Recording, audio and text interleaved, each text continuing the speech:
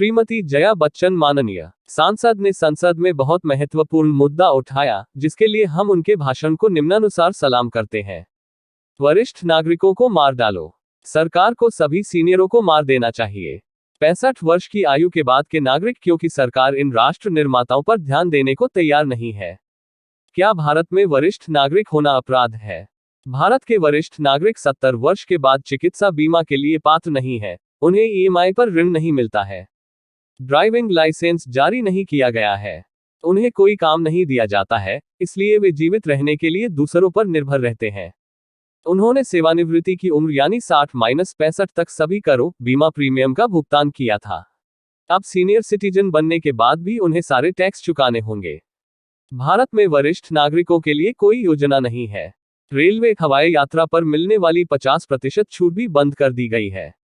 तस्वीर का दूसरा पहलू यह है कि राजनीति में विधायक, सांसद या मंत्री पद पर बैठे वरिष्ठ नागरिकों को हर संभव लाभ दिया जाता है और उन्हें पेंशन भी मिलती है।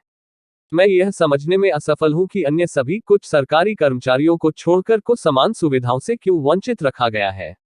सोचिए, अगर बच्चों को उनकी परवाह नहीं होगी तो वे कहां जाएंगे?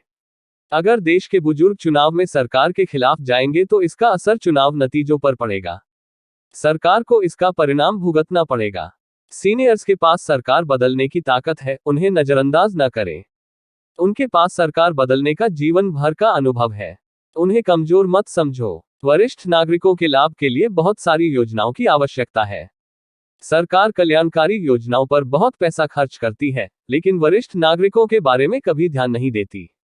इसके विपरीत, बैंकों की ब्याज दरों में कमी के कारण वरिष्ठ नागरिकों की आय घट रही है। यदि उनमें से कुछ को परिवार और स्वयं का समर्थन करने के लिए अल्प पेंशन मिल रही है, तो यह भी आयकर के अधीन है।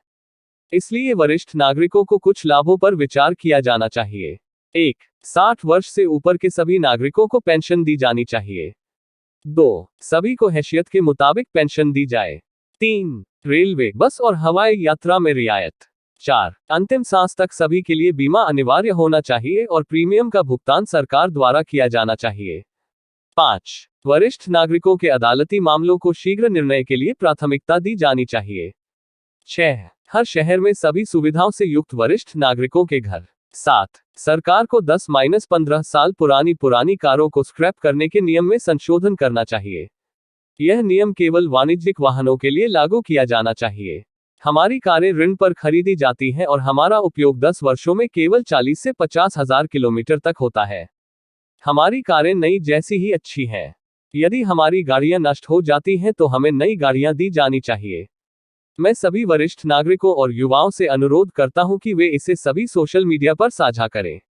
आशा करते हैं कि यह सरकार, जो हर समय ईमानदार रहती है और सबका साथ, सबका विकास की बात करती है, उन लोगों की भलाई के लिए कुछ करेगी जिन्होंने राष्ट्र निर्माण में योगदान दिया है और अब अपने चरम पर हैं।